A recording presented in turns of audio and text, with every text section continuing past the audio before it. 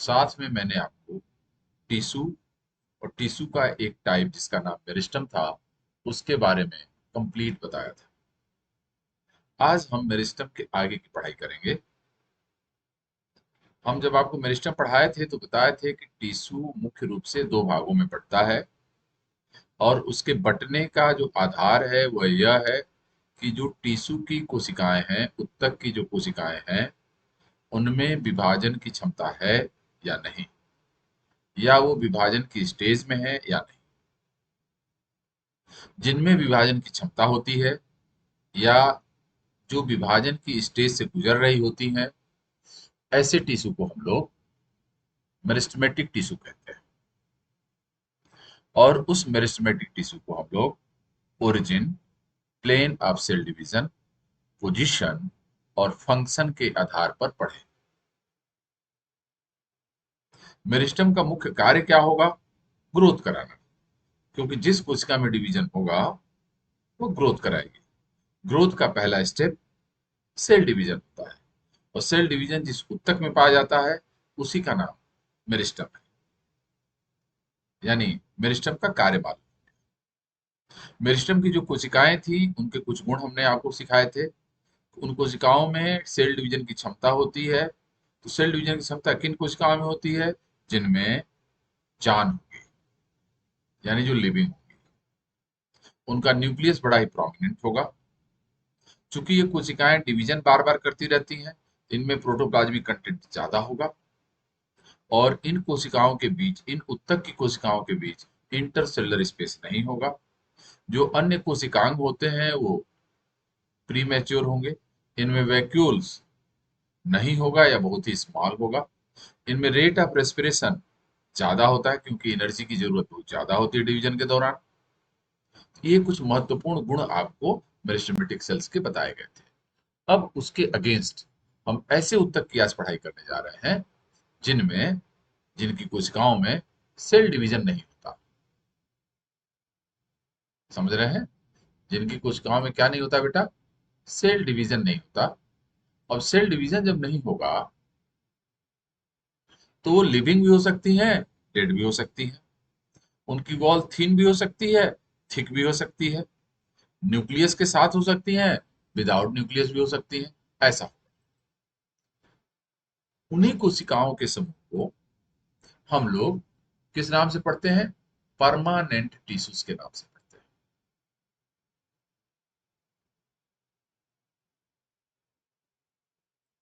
उन्हीं कोशिकाओं को हम लोग बेटा किस नाम से पढ़ते हैं?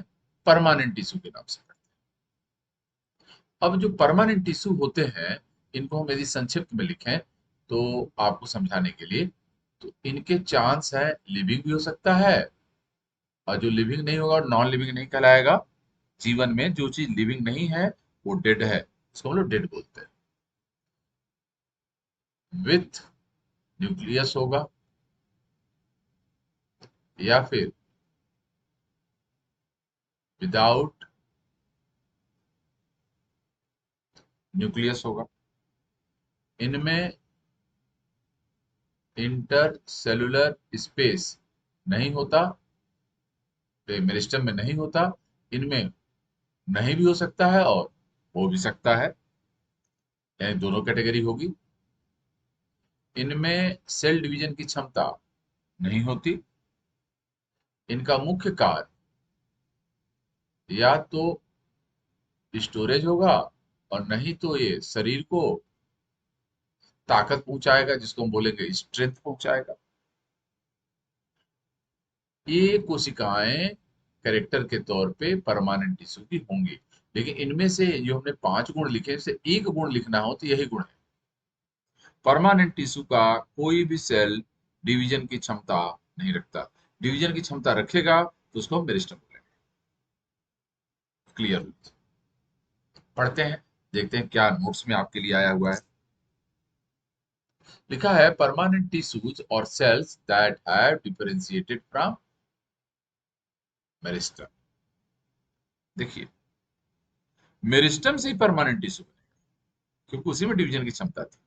अब हम यहाँ पे आपको एक बात बताते हैं। यदि एपिकल मेरिस्टम हो या फिर inter calorie meristem, inter calorie meristem हो, इनसे जो परमानेंट टिश्यू बनता है उसको हम लोग प्राइमरी परमानेंट टिश्यू कहेंगे। ध्यान दीजिए, ऐसा परमानेंट टिश्यू किससे उत्पन्न होंगे? मेरिस्टम से होंगे। अब बताया जा रहा है कि यदि परमानेंट टिश्यू को बनाने वाला मेरिस्टम एपिकल मेरिस्टम या फिर इंटरकैलोरी मेरिस्टम हो, उसको हम प्राइमरी परमानेंट टिश्यू कहते हैं। और यदि वह तीसरा वाला लेटरल मेरिस्टम हो, उसको हम लोग सेकेंडरी परमानेंट टिश्यू कहते हैं। यानी यह भी विभेदन हो गया कि कब हमको परमानेंट टिश्यू को प्राइमरी बोलना है, कब हमको सेकेंडरी बोलना है। परमानेंट टिश्यू सारे के सारे मेरिस्टम से बनेंगे। यदि वह एपिकल या इंटरकैलोरी मेरिस्टम से डेवलप हुआ है तो उसको हम प्राइमरी परमानेंट टिश्यू कहेंगे। और यदि वह लेटरल मेरिस्टम से ग्रो किया हुआ है तो वो secondary permanent tissue. Primary permanent tissue पौधे की लेंथ को बढ़ाएगा, सेकेंडरी परमानेंट टिश्यू पौधे की थिकनेस को बढ़ाएगा। कार्य भी मालूम। वैसे परमानेंट टिश्यू के दो ही मुख्य कार्य हैं। या तो वह फूड का, खाने का, भोजन का स्टोरेज करे। यदि यह नहीं कर रहा है तो वह कोशिकाओं के समूह बन के शरीर को स्ट्रेंथ प्रोवाइड करेगा। बोलते हैं मैकेनिकल स्ट्रेंथ, मैकेनिकल सपोर्ट। आगे देखिए क्या लिखा, मेरिस्टम से तो ये बनेंगे and are specialised in structure function but do not divide further. ये अपनी संरचना में, अपने कार्य में विशेष होंगे। हम बताते जाएंगे कौन सा कार्य करेंगे, कौन सी संरचना वाले होंगे, लेकिन ये डिवीजन नहीं करेंगे। यानी पहला अंतर मेरिस्टम और परमानेंट का यही है कि परमानेंट टिश्यू में डिवीजन की क्षमता किसी भी कोशिका में नहीं, न ही उनकी कोशिकाएं डिवीजन की फेज से गुजरती हैं। आप लोग हमारी बात समझ रहे हो बेटा? सभी को मेरी बात समझ में आ रही है? बोलो, हाँ ना बोलो, जल्दी बोलिए। Simple permanent tissues made up of cells that are similar in form and function। यानी जो परमानेंट टिश्यू हैं, यदि उनकी कोशिकाएं समान हैं तो उनको हम क्या बोलेंगे? Simple tissue. और यदि वो समान नहीं है, डिफरेंट टाइप्स की है, composed of different types of cells, तो उसको हम कॉम्प्लेक्स परमानेंट टिश्यू बोलेंगे। ये बात हम कल ही समझा चुके हैं। सिंपल परमानेंट टिश्यू शब्द तब प्रयोग करते हैं जब परमानेंट टिश्यू के बनाने वाली सभी कोशिकाएं एक जैसी। और इनकी हमने कल ही बताया था तीन कैटेगरी थी, पैरेन्काइमा, कोलेनकाइमा, स्क्लेरेन्काइमा। यदि परमानेंट टिश्यू विभिन्न प्रकार की कोशिकाओं का समूह है तो उस प्रकार के परमानेंट टिश्यू को हम लोग कॉम्प्लेक्स टिश्यू कहते हैं। और उसके उदाहरण दो हैं, जाइलम एंड फ्लोएम। जाइलम और फ्लोएम पौधे के शरीर में कंडक्शन का काम करते हैं। यानी जितने कंडक्टिंग टिश्यू हैं सब कॉम्प्लेक्स टिश्यू हैं। जितने कंडक्टिंग टिश्यू हैं सब के सब कैसे हैं? कॉम्प्लेक्स टिश्यू हैं। कॉम्प्लेक्स टिश्यू कौन होते हैं? जो परमानेंट टिश्यू डिफरेंट टाइप की सेल से बना होगा उसको हम कॉम्प्लेक्स टिश्यू। ये बातें आप लोग क्लियर हो रही हैं? कब हमको प्राइमरी परमानेंट बोलना है, कब हमको सिंपल पैरेन्काइमा बोलना है, कब हमको सेकेंडरी परमानेंट टिश्यू बोलना है, कब हमें कॉम्प्लेक्स पैरेन्काइमा टिश्यू बोलना है। ये चार चीजें हमने समझाई। साथ में हमने ये भी समझाया कि परमानेंट टिश्यू की पहचान कैसे करेंगे, परमानेंट टिश्यू किससे उत्पन्न होगा। ये बातें आपको क्लियर कर दी। कार्य के तौर पे भी बताया गया, सामान्य कार्य इनका क्या है? या तो स्टोरेज करना या तो ताकत पहुंचाना शरीर को, पौधे की। इसके अलावा कुछ भिन्नता के साथ कार्य हो सकता है, मुख्य कार्य ये। अब हम इनके टाइप को पढ़ने जा रहे हैं। पहला टाइप है simple permanent tissue. Simple permanent tissue किसको कहा गया? Permanent tissue made up of cells that are similar in form and function. ऐसा परमानेंट टिश्यू जिनकी कोशिकाएं अपने फॉर्म यानी आकार में और कार्य यानी फंक्शन में समान हो तो सिंपल परमानेंट टिश्यू कहलाएंगे। सिंपल पर permanent tissues are parenchyma, collenchyma, sclerenchyma. ये बात हम कल की आउटलाइन में समझाए थे। Which are all made up of only one type of cell. वैसे मेरिस्टम भी एक ही प्रकार की कोशिकाओं से बना होता है, ध्यान रखना। क्यों? क्योंकि मेरिस्टम की सभी कोशिकाएं आइसोडायमेट्रिक होंगी, लिविंग होंगी, सब में डिवीजन की क्षमता होगी या डिवीजन के फेज से गुजर रही होंगी, तो सब समान है। लेकिन परमानेंट टिश्यू यदि समान है तो उनको सिंपल, और सिंपल परमानेंट टिश्यू कितनी कैटेगरी, कितनी कैटेगरी, तीन, पैरेन्काइमा, कोलेनकाइमा, स्क्लेरेन्काइमा। अब यदि आपसे पूछा कोई कि पैरेन्काइमा किस प्रकार का टिश्यू, एक आंसर है सिंपल टिश्यू, उससे भी बढ़िया आंसर है सिंपल परमानेंट टिश्यू जिनकी कोशिकाएं एक प्रकार की। आगे की बात बताते हैं। पैरेन्काइमा के और ढेर सारे गुण आपको स्क्रीन पे दिख रहा हो, दिख रहा सभी को साफ साफ, बुलेट पॉइंट्स में साफ सुथरा लिखा हुआ है, स्पेस दे के लिखा है जिससे आपको पढ़ने में असुविधा ना हो। पहला पॉइंट लिखा है the major type of simple tissue. Simple tissue तीन है, पैरेन, कोलेन और स्क्लेरेन्काइमा। उसमें मुख्य प्रकार कैसा है, पैरेन्काइमा। पैरेन्काइमा पौधे के लगभग सभी भागों में पाया जाता है, समझिए, पैरेन्काइमा पौधे के लगभग सभी भागों में पाया जाता है। The parenchyma is made up of isodiametric cells. Meristem भी आइसोडायमेट्रिक सेल्स का बना था जिनके बीच इंटरसेलुलर स्पेस नहीं था, ध्यान रखना। यहाँ इंटरसेलुलर स्पेस होगा, हम इनके गुण लिख देते हैं। पैरेन्काइमा की सेल्स क्या होती हैं, लिविंग, और क्या है, आइसोडाइमेट्रिक। इनमें सेल डिवीजन की क्षमता नहीं होगी और इंटरसेलुलर स्पेस होगा। यदि मेरिस्टम पढ़ना होता, ये पैरेन्काइमा है, यदि हमको मेरिस्टम पढ़ना होता तो हम क्या पढ़ते, लिविंग होती है, आइसोडायमेट्रिक होती है, सेल डिवीजन होता है और इंटर सेलुलर स्पेस नहीं होता है। ये अंतर देख लीजिए, मैंने बना दिया बातों बातों से, चार शब्द हमने लिखे। लिविंग, पैरेन्काइमा मेरिस्टम की समानता क्या है, लिविंग होते हैं और आइसोडायमेट्रिक। असमानता क्या है, पैरेन्काइमा में सेल डिवीजन की क्षमता नहीं होती, मेरिस्टम में होती है। पैरेन्काइमा में मुख्य रूप से इंटरसेलुलर स्पेस नहीं होता, सॉरी, होता है, और मेरिस्टम में नहीं होता। दे कम इन वेराइटी ऑफ शेप्स। ये कई शेप के होते हैं डिपेंडिंग ऑन देयर फंक्शन। कार्य के आधार पे इनके विभिन्न प्रकार के शेप पाए जाते हैं। सभी को गुड इवनिंग, जुड़िए जल्दी जल्दी और पढ़िए। They have cellulose based thin wall. हाँ, एक और इनमें से समानता है, इनकी सेल वॉल थिन होती है और इनकी भी थिन होती है। ये दोनों के कॉमन गुण है।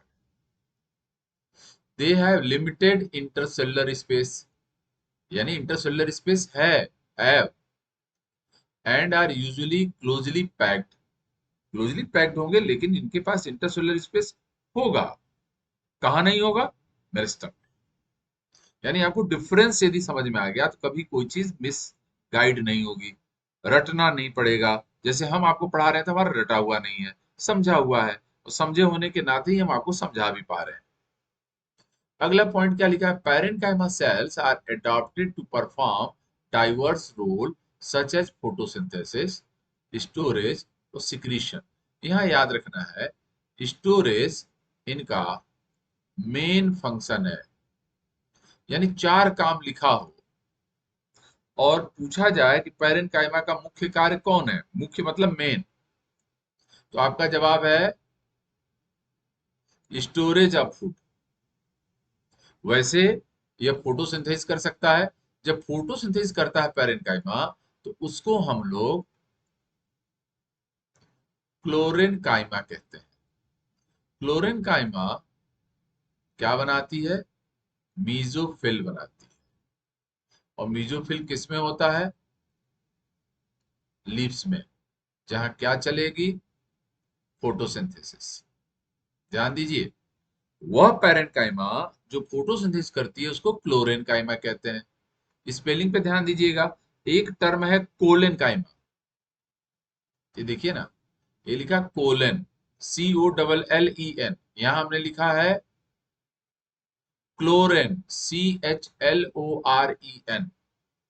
क्लोरेनकाइमा पैरेनकाइमा है जो फोटोसिंथेसिस करती है, क्योंकि उसमें थोक भाव में क्लोरोप्लास्ट होगा। कहाँ पाई जाएगी? मीजोफिल में। मीजोफिल कहाँ पाया जाता है? लिप्स में। लिप्स का मुख्य कार्य क्या है? फोटोसिंथेसिस। यानी पत्तियों में भोजन निर्माण का जो मुख्य कार्य है, यह पैरेनकाइमा के द्वारा किया जाता है, जिनमें ज्यादा मात्रा में हरित लवक होते हैं।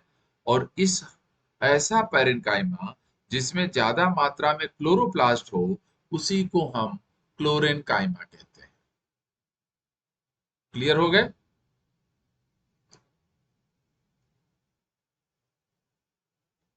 थोड़ी और बात बताते हैं, हम यहाँ लिख के बताते हैं। मेन फंक्शन ऑफ पैरेन। मेन फंक्शन क्या था बेटा? Storage of food. बट मुख्य कार्य तो तय हो गया, बट में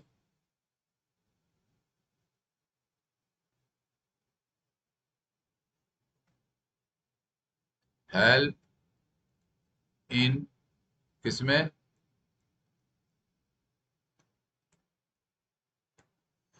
फोटोसिंथेसिस। और जब फोटोसिंथेसिस में हेल्प करे तो क्या उसका नाम हो जाएगा? क्लोरेन काइमा। दूसरा में हेल्प इन ब्यूएंसी प्रोवाइड करे, पानी में तैरने में हेल्प करे, उत्प्लावन बल प्रदान करे। और यह कब करेगी? जब ये पैरेनकाइमा है, इनके बीच स्पेशल, ये इंटरसेलुलर स्पेस है बेटा, और इस स्पेस में क्या भर जाए? एयर। तो एयर भर जाएगी तो इसका नाम अरेनकाइमा, AERENCHYMA। अरेनकाइमा भी पैरेनकाइमा होती है, जिसके इंटरसेलुलर स्पेस में क्या भरी रहे? एयर। जिससे वो क्या प्रोवाइड करने लगे? ब्यूएंसी। मुख्य कार्य था स्टोरेज, लेकिन ये कार्य करने लगा। तीसरी स्थिति, यदि इसमें एक्सक्रीटरी सब्सटेंस का स्टोरेज होने लगे। हमें लग रहा है आप लोगों को दिखेगा भी कि नहीं, लिखूंगा तो हम लिखते हैं। स्टोरेज ऑफ स्किटरी उत्सर्जी पदार्थों का यदि संग्रह हो, तो उस समय पैरेनकाइमा को इडियो ब्लास्ट कहते हैं। सुन रहे हैं? उस समय पैरेनकाइमा को क्या कहते हैं? इडियो ब्लास्ट कहते हैं।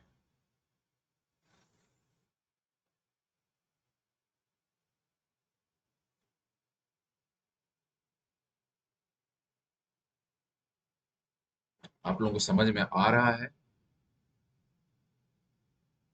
मैं क्या बता रहा हूं? मैं ये बता रहा हूं कि काम बदल रहा है पैरेनकाइमा का, तो हम नया नया नाम रख रहे हैं। हमने आपके सामने 3 नाम पेश कर दिए। एक नाम क्लोरेनकाइमा, दूसरा नाम अरेनकाइमा, और तीसरा नाम इडियोब्लास्ट। 3 कार्य बताए, 3 नए नाम रख दिए। वैसे मुख्य कार्य क्या है? Storage of food. दिमाग में बैठा लीजिएगा। पैरेनकाइमा का मुख्य कार्य खाना बनाना नहीं, खाना इकट्ठा करना। बनाने लगे तो क्लोरेनकाइमा, अपने कोशिका भित्ति के बीच के गैप में हवा भर ले, जिससे कि जलीय पौधों को तैरने में सुविधा हो, तो उस समय इसका नाम अरेनकाइमा। यदि पौधों में स्क्रीटरी सिस्टम नहीं होता, लेकिन यदि स्क्रीटरी मटेरियल जो बने वो पौधों में कहीं न कहीं रखे जाएंगे, यदि उस वो पैरेन्काइमा जिसमें रखा जाए, उस समय इसका नाम इडियोब्लास्ट। ये आपको बात याद रखनी थी। आप लोगों को हमारी बात समझ में आ रही बेटा? आप लोगों को मेरी बात समझ में आ रही है? कमेंट बॉक्स में आके अपना विचार रखिए। रजनी, सरिता, गौतम, अर्चना, बोलो बेटा, ये बात समझ में आ रही जो हम पढ़ा रहे हैं?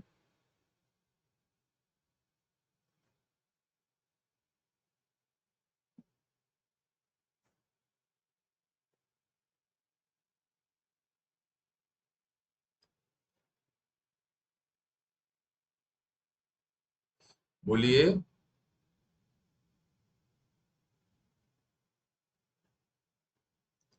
कुछ समझ में आ रहा है? ठीक, बढ़िया। और एक बात बता, जगह यहाँ बची नहीं है, हम समझ नहीं पा रहे हैं कैसे करें। यहाँ बता दो, यदि कोई पैरेन्काइमा सेल इलांगेटेड हो और उसके टेपर्ड एंड हो, पैरेन्काइमा होगा तो लिविंग होगा ना, ऐसे, ये न्यूक्लियस है, तो ऐसे पैरेन्काइमा को प्रोजेनकाइमा कहते हैं। देखिए हमने कितने नाम गिनाए, एक,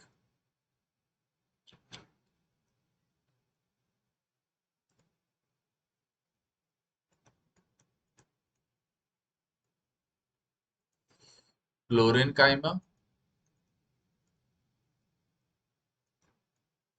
अरेनकाइमा, इडियोब्लास्ट, और शेप के आधार पे इसका एक नाम पड़ा प्रोजेनकाइमा। चार, एक, दो, तीन, चार, पांचवा नाम आप जान रहे हैं, ये सब के सब क्या है? पैरेन्काइमा है। पैरेन्काइमा का काम था स्टोरेज ऑफ फूड। क्लोरेन्काइमा क्या करेगा? फोटोसिंथेसिस, यानी फूड प्रिपरेशन। अरेनकाइमा ब्यूएंसी में हेल्प करेगा। ये कैसे पौधों में होगा? एक्वेटिक प्लांट्स में होगा। इडियोब्लास्ट किसको स्टोर करेगा? Storage of secretory substance. और प्रोजेनकाइमा इलोंगेटेड सेल होती है, जिसके पॉइंटेड इंड होते हैं। किनारे कैसे होंगे? पॉइंटेड होंगे, जैसा हमने यहाँ डायग्राम में बना दिया है। समझ रहे हैं? सभी लोग समझ रहे हैं इस बात को?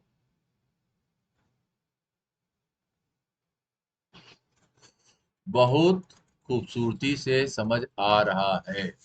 अच्छा भैया, यानी इसका मतलब हम सही लाइन पे चल रहे हैं। अब हम आगे बढ़ेंगे, पैरेन्काइमा से आगे बढ़ेंगे। अब हम दूसरा टिश्यू लेंगे, जिसका नाम क्या होगा? कोलेनकाइमा। हम एक लाइन में पैरेन्काइमा, कोलेनकाइमा और स्क्लेनकाइमा का अंतर बता दें। हम शुरू में आपको पैरेन्काइमा मेरिस्टम का अंतर बताए हैं, ठीक है ना? अभी हम आपको तीन शब्द लिखेंगे और तीनों अलग अलग हो जाएंगे। हम पहला लिख दिए हैं पैरेन्काइमा, दूसरा लिख दिए हैं कोलेनकाइमा, और तीसरा इसके नीचे लिख दे रहे हैं स्क्लेरेनकाइमा।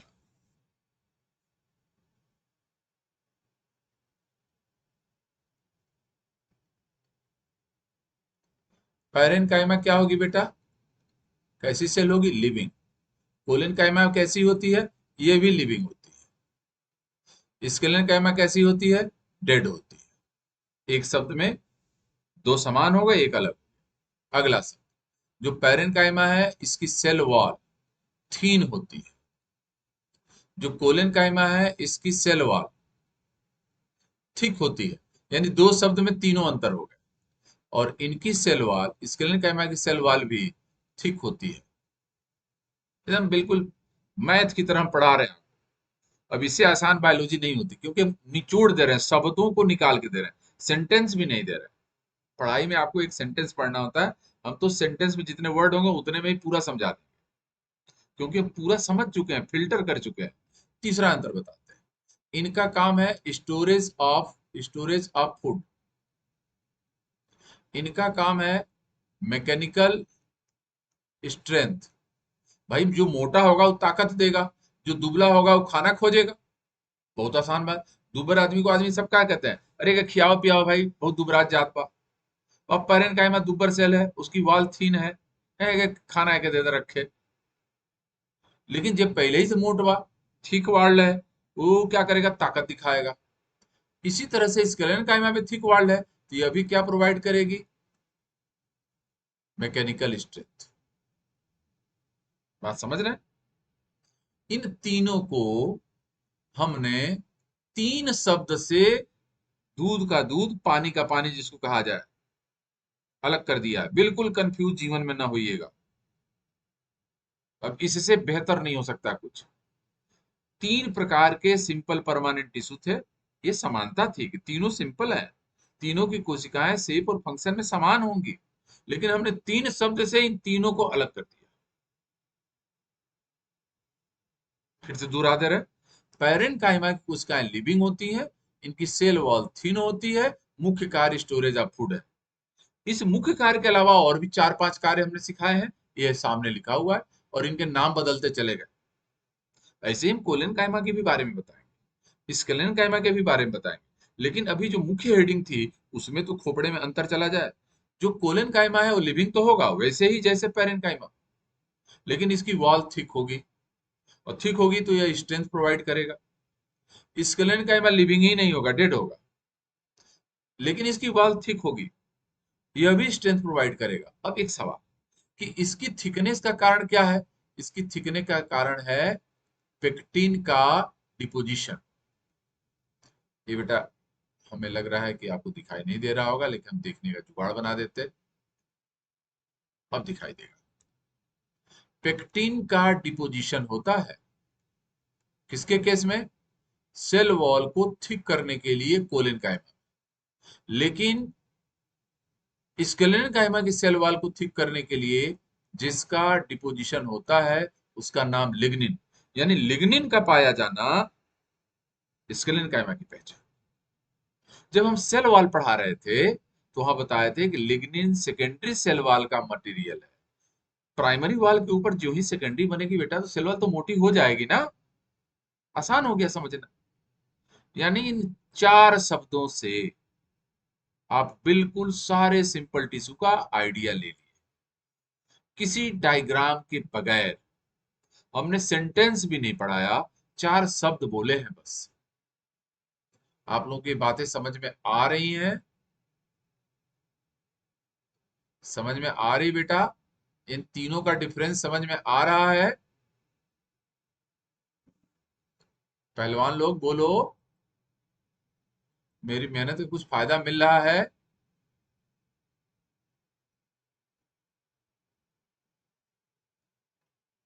ठीक, इसको भूलना नहीं है। ये जो हमने दो चार वर्ड लिखे हैं, जिस तरह से लिखे हैं बिल्कुल दिमाग में बैठा लेना है एग्जाम के दिन तक के लिए। भूलना नहीं, यदि इनको भूल गए तो फिर आप किसी भी तरह से एनाटॉमी समझ नहीं पाएंगे। ये न्यूनतम शब्द हैं पहचानने के। ठीक, अब हम इनके विस्तार को बताते हैं। ये हमने जो कुछ इस स्क्रीन पे लिखा हुआ दिख रहा है आपको, ये सब कुछ पैरेन्काइमा से संबंधित है। लेकिन जो हेडिंग पढ़नी है हमको कोलेनकाइमा की है। इसलिए हम इस चीज को यहाँ पे अब रिमूव कर दे रहे हैं। इतने में आप लोगों को समझ में आ गया होगा, ये चीजें हम रिमूव कर दे रहे हैं और आपको कोलेनकाइमा का आइडिया फिर से देने जा रहे हैं।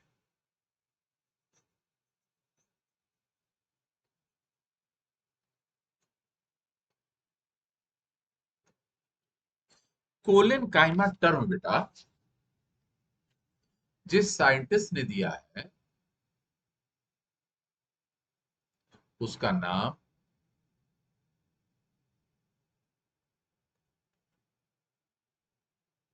स्लीडन है। ये वही स्लीडन है जिन्होंने स्वान के साथ सेल थ्योरी प्रपोज किया था। सुनना है ना? ये वही स्लीडन है जिन्होंने क्या प्रपोज किया था, सेल थ्योरी। आगे बात समझिए। कोलेनकाइमा टर्म जिसने दिया उसका नाम ने बताया अभी आपको। In dicot plant collenchyma is found in hypodermis layer beneath the epidermis. हमसे सुन, जो कोलेनकाइमा होता है वह एब्सेंट होता है इन मोनोकॉट रूट,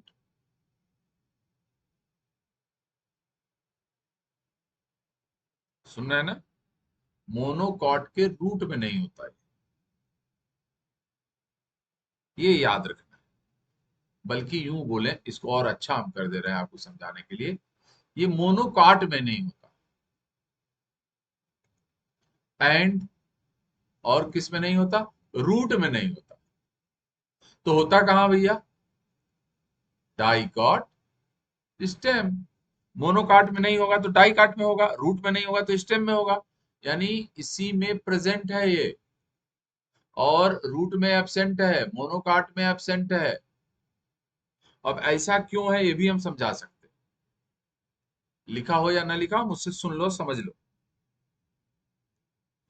किसी को मजबूती की जरूरत कब पड़ेगी?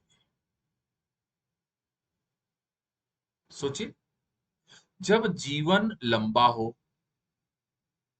यदि कोई आज पैदा हुआ, 1-2 महीने में उसकी जिंदगी पूरी हो गई, तो उसको स्ट्रेंथ की जरूरत नहीं है। मोनोकाट की जिंदगी एनुअल है, 1 साल के अंदर ये सब हो जाएगा। अब एग्जाम में एक सवाल आता है कि मोनोकाट मुख्य रूप से एनुअल होते हैं। मोनोकाट घास है, तो घास जो होते हैं, ग्रासेस जो हैं, वो 1 वर्षीय है। सारी हमारी फसलें, आप देखिए, गेहूं एक बार बोल के 4 बार नहीं काटते, एक ही बार फ्लावरिंग करके फ्रूटिंग करके वो जान दे देगी। वहीं आम का पेड़ एक बार आप लगा देते हो, तो आपके बाप दादा लगाते हैं, आप भी उसका आम खाते रहते हो। यानी आम का पौधा बहुवर्षीय है। बहुवर्षीय होना गुण डाइकाट का है, एक वर्षीय होना गुण मोनोकाट का है। सारे डाइकाट बहुवर्षीय नहीं है, लेकिन अधिकांश मोनोकाट 1 वर्षीय है। अब एग्जाम में क्या आने वाला है कि बहुवर्षीय मोनोकाट का नाम बता दो। उदाहरण सुन लो हमसे, दिमाग में याद रखना। बांस, बोलेंगे बंबू। बंबू भी मोनोकाट है, जिसको आपके बाप दादा लगाते हैं, और नाती पोता तक बसवाड़ी से बांस काटते रहते हैं। बसवाड़ी नाम सुना है? शादी के समय मंडप पहले बांस का बनता था, अब तो स्टील लोहे का बनने लगा। हमारे संस्कार बदल रहे हैं, अब बांस मिल भी नहीं रहा है। शहर में तो मिलेगा नहीं, बसवाड़े नहीं है। क्यों नहीं है? जमीनें नहीं है, खेत में लोगों ने घर बना लिया। अब या तो दो ऑप्शन है कि बांस के चक्कर में शादी रोके, माड़ो बोलते हैं उसको। ठीक। तो जो बहुवर्षीय पौधा होगा, उसको जीवन के आने वाले दिनों में जब बूढ़ा होगा, मैच्योर होगा, तो उसको मजबूती की जरूरत पड़ेगी, क्योंकि उसको जमीन में गड़े रहना है कई सालों तक। अब सालों तक हम बोल रहे हैं, साल से अधिक बोल रहे हैं, 1 साल से अधिक बोल रहे हैं। इसका मतलब समझे आप? इसका मतलब ये हुआ कि उसको विभिन्न वातावरण के परिवर्तन को एक ही जगह खड़ा रह के झेलना है। आप देखिए, बारिश के दिन में जो हम फसल बोते हैं वो जाड़े में नहीं होती, जो जाड़े में बोते हैं वो गर्मी में नहीं होती, जो गर्मी में बोते हैं वो बारिश में नहीं होती। यानी वो मौसम बदलते ही उसकी जान चली जाती है। जो बहुवर्षीय हैं, 1 वर्ष से ज्यादा दिन जिंदा रहने वाले हैं, उनको मौसम के परिवर्तन को एक स्थान पे रहते हुए झेलना है, और उस झेलने के लिए उनको ताकत चाहिए। ताकत कैसी? तेज हवा का झोंका आए तो उसकी ब्रांचेज हिले डुले लेकिन टूटे ना। हिलेगा डुलेगा तब जब वो लिविंग होगा, और टूटेगा तब नहीं जब वह फ्लेक्सिबल हो, स्ट्रेंथ के साथ। और वही फ्लेक्सिबिलिटी स्ट्रेंथ के साथ जो टिश्यू प्रोवाइड करता है, उसी का नाम कोलेनकाइमा है। सुन लीजिए, बोल दिया मैंने। कोलेन काइमा कहाँ होगा? डाइकाट स्टेम में होगा। कहाँ नहीं होगा? मोनोकाट में नहीं होगा। क्यों नहीं होगा? क्योंकि यह सीजनल प्लांट होते हैं। और कहाँ नहीं होगा? रूट में नहीं होगा। अब आप कहें सर डाइकाट स्टेम में है, रूट में नहीं हो सकता, क्यों नहीं हो सकता? वो भी बहुवर्षीय पौधे का रूट है। सुनो आंसर। रूट जमीन के अंदर होता है, और जमीन के अंदर मौसम के परिवर्तन नहीं होते। यानी अंदर जाड़ा गर्मी बारिश नहीं चल रहा है, तो रूट को झेलना भी नहीं है। जब झेलना नहीं तो उसकी उत्तक की भी जरूरत नहीं जो झेलने वाला था। आप लोग तुरंत कमेंट बॉक्स में आके हमको बताइए कि कोलेन काइमा किस पौधे में पाया जाता है और क्यों, किस पौधे में नहीं पाया जाता है और क्यों, ये समझ में आया कि नहीं? तुरंत कमेंट बॉक्स में आके बताइए हमें। कोलेन काइमा किस उत्तक में पाया जाता है और क्यों पाया जाता है? किस उत्तक किस में नहीं पाया जाएगा और क्यों नहीं पाया जाएगा? ये आपको समझ में आया?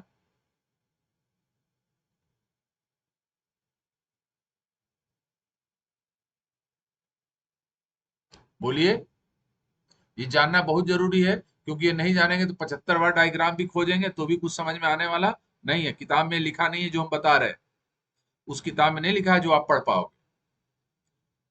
और उसके पहले टीचर बन जाओ, फिर पढ़ते रहना। ठीक। ठीक बेटा। अब हम आपको नोट्स का भाग बताते हैं। ये जान गए कि कहाँ पाया जाता है। अब आपको कोई पूछ बैठे कि डाइकाट स्टेम में कहाँ पाया जाएगा, तो आपका आंसर है हाइपोडर्मिस में पाया जाएगा। हाइपोडर्मिस कहाँ होती है? एपिडर्मिस के नीचे। हाइपो मतलब बिलो, ईपी मतलब ऊपर। ऊपर वाला जो त्वचा है उसको बाह्य त्वचा, और उसके जस्ट नीचे उस वाले को अंतः त्वचा, अंग्रेजी में हाइपोडर्मिस। लिखा है it consist of cells that are substantially thickened. हम शुरू में ही बता दिए हैं कि ये कोशिकाएं मोटी मोटी होंगी due to deposition of cellulose. Cellulose तो होता ही है, हेमिसेलुलोज तो होता ही है। विशेष बात क्या है? पेक्टीन। पेक्टीन के स्तर के कारण कोलेन काइमा की कोशिका भित्ति मोटी होती है। लिग्निन के डिपोजिशन के कारण स्केलेरन काइमा की कोशिका भित्ति मोटी होती है। ये हमने बताया था ना तीनों का अंतर। ये देखिए, पेक्टिन डिपोजिशन के कारण इसकी सेल वॉल थिक है, लिग्निन के कारण इसकी सेल वॉल थिक है। ये बात हमने बताई थी। आगे देखिए, collenchyma cells come in a variety of shape, size and they are frequently content chloroplast. ये लिविंग है। ये कैसी सेल है बेटा? लिविंग है, और क्लोरोप्लास्ट भी हो सकता है ऐसे। फूड इज एसिमिलेटेड इन कोलेन काइमा। जब क्लोरोप्लास्ट है तो खाना बनेगा ही, सही बात है। Cells, collenchyma cells with chloroplast. जिस जिस कोलेनकाइमा में क्लोरोप्लास्ट होगा वहां भोजन भी बनेगा।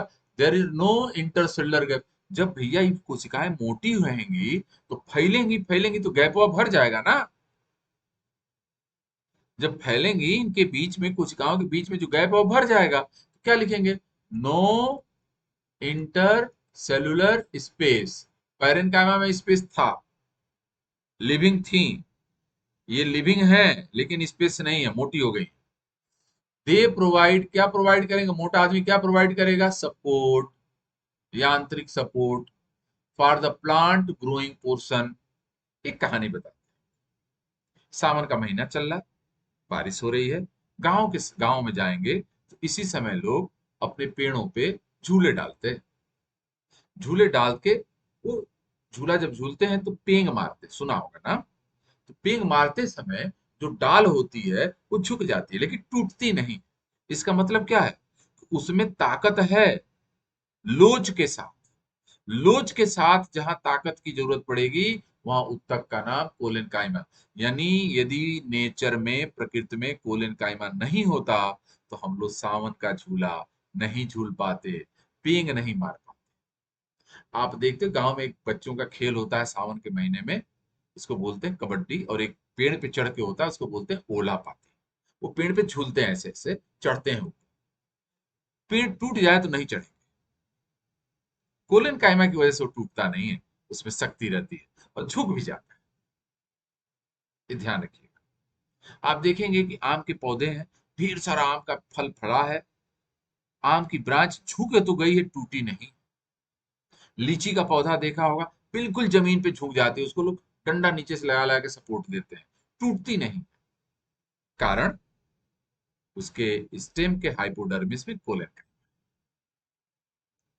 दे give the part the ability to bend, देखिए एबिलिटी टू बेंड, झुकने की क्षमता, विदाउट ब्रेकिंग, बिना टूटे झुकने की क्षमता। They can be found in juvenile sections of a plant such as stem and petiole of a leaf in dicot. यहाँ ध्यान रखना है कि डाइकाट में ही होना है, तो बात हमने बिल्कुल क्लियर कर दी है, और डाइकाट के स्टेम में होना है, और स्टेम में भी हाइपोडर्मिस। आप लोगों को बात समझ में आई। अब अंत में आता है इसका प्रकार। ये बता के हम आज की क्लास को वाइंड अप करने वाले हैं। ये 3 प्रकार के हैं। ये तीनों प्रकार इस बात पर निर्भर है कि जो पेक्टिन है कहाँ पे इकट्ठा हुआ है। सर इतनी जानकारी हमें बुक्स में ढूंढने से भी नहीं मिलेगी बेटा, इसीलिए तो मेरी जरूरत है तुम्हें। बुक कभी रीजन नहीं बताएगा आपका, कारण जिस बुक में रीजन लिखा होता है उसको आप पढ़ेंगे ही नहीं, वो बहुत मोटी होती है, उतने में आपकी पूरी बीएससी एमएससी हो जाती है। तो उसको तो कोई बूढ़ा आदमी, खलिहर आदमी पढ़ के पढ़ाता है अपने बच्चों को। यहाँ ध्यान दीजिए, हम बता रहे हैं कि कोलेन कायमा की 3 कैटेगरी आपके स्क्रीन पे दिख रही है। लेमिलर कोलेन कायमा या प्लेट कोलेन कायमा, एंगुलर कोलेन कायमा और लेकुनर कोलेन कायमा, 3 तरह के। लेकुनर का एक नाम है टूबुलर, और लेमिलर का नाम देख ही रहे हैं कि 2 नाम हो गया है, और यह नाम इस आधार पे पड़ा है कि डिपोजिशन जो पेक्टिन का होना है कहाँ पे हुआ है। अब पढ़ ही के बता देते हैं। Collenchyma cells grouped in lamellar pattern. Lamellar pattern समझिए, ये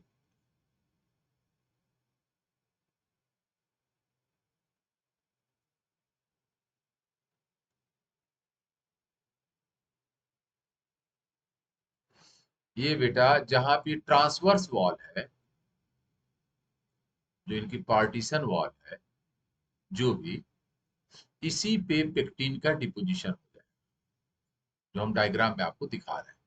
हम बना के इसलिए दिखा रहे हैं कि आप प्रिंटेड डायग्राम देखेंगे तो नहीं समझ में आएगा, हम बना के दिखाएंगे तो क्या बना रहे हैं आपको दिख रहा है। देख रहे हैं सारी वॉल इसकी पार्ट हो गया, और देखिए सीढ़ी नुमा दिखने लगा, दिख रहा है, लग रहा है सीढ़ी, एक बगल में 3 सीढ़ियां लगा दी गई हैं। और जब लेडर लाइक हो जाए उसी को हम लेमिलर बोलते हैं। Lamellar pattern, tangential wall of the cell have thickened, transverse wall thickened होगी। Because of this sort of deposition of the cell resembles a lamellar और प्लेट स्ट्रक्चर। और किसमें होगा? रेफेनस। रेफेनस बेटा रेडिस को बोलते हैं, मूरई को बोलते हैं, मूली को बोलते हैं। इसी तरह का लेमिलर या प्लेट टाइप का जो कोलेन काइमा है, एक हाइपोडर्मिस में पाया जाएगा, hypodermis of stem of sunflower. ये भी याद रखे रहेंगे कि एग्जाम्पल ये भी है रेफरेंस के अलावा। यही नहीं, एक और पौधे का एग्जाम्पल, एंड यूपैटोरियम, ठीक है, यूपैटोरियम के भी हाइपोडर्मिस में पाया जाए। एंगुलर कोलेनकाइमा क्या होंगे? लार्ज क्वांटिटी कोलेनकाइमा होते हैं, और एंगल पे डिपोजिशन हो पेक्टिन का, एंगल यानी कार्नर पे, तो एंगुलर कोलेनकाइमा बोलेंगे। उदाहरण याद रखना है, एग्जाम में आएगा, धतूरा, कुकुरबिटा। इसके अलावा भी उदाहरण बताते हैं। आप लोग टमाटर का पौधे का स्टेम देखे हैं? हाथ से टच करिएगा, जो मैच्योर होगा उसमें कोना दिखेगा, एंगल दिखेगा, यानी किसमें होगा ये? टोमेटो कुछ लोग गेंदा का पौधा हाथ से छुए होंगे जो मैच्योर होगा, तो गेंदे के पौधे का स्टेम देखेंगे तो उस पे भी कार्नर कार्नर कोने दिखेंगे, एंगल दिखेगा। एंगल दिखा तो कैसा हो गया, एंगुलर। और गेंदे के पौधे को हम लोग बोलते हैं टैजेटस। ठीक है, तो टैजेटस, टोमेटो, धतूरा, कुकुरबिटा, ये सब एग्जाम्पल आपको याद रखने पड़ेंगे। अब एक डायग्राम बनाते हैं हम। ये है बेटा कोलेन काइमा की सेल्स, ये है बीच में इंटरसेलुलर स्पेस। यह इंटरसेलुलर जो स्पेस है, यदि इस पे पेक्टिन का डिपोजिशन हो जाए और ऊपर से काटेंगे तो आपको छेद दिखेगा, ट्यूब दिखेगी, गैप दिखेगा। इसीलिए इसका नाम ट्यूबुलर या गैप होने की वजह से लैकुनर कोलेनकाइमा है। लैकुलर कोलेनकाइमा में पेक्टिन कहां डिपोजिट होगी, इंटरसेलुलर गैप में। Pectin deposition on intercellular gap, ये हमने डायग्राम में बनाया है। Collenchyma of intercellular space thickened, और एक किसमें होगा, सनफ्लावर स्टेम में। एक मिनट बेटा,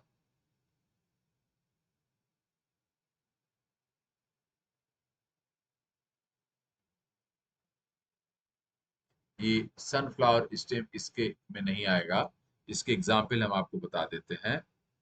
Althea, ALTHEA, Salvinia, Salvia, Calotropis सबसे बढ़िया उदाहरण है। कैलोट्रोपिस मदार का नाम है बेटा, कैलोट्रोपिस। और एक और उदाहरण याद रखिएगा, रूट में, एक पौधे के रूट में पाया जाएगा, वह एरियल होनी चाहिए, एरियल रूट ऑफ मोनस्टेरा, MONSTERA। ये एग्जाम्पल आप याद रखिएगा, इसको कट कर देते।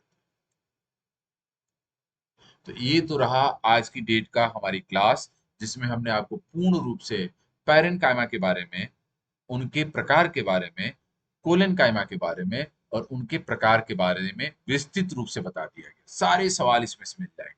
यही नहीं, इनका अंतर स्केलेनकाइमा से क्या होगा, इसका भी मैंने आइडिया दे दिया है और उसको मैं अगली क्लास में कंप्लीट कर दूंगा। आप लोगों को कोई चीज पूछनी हो तो हमसे पूछ सकते हैं।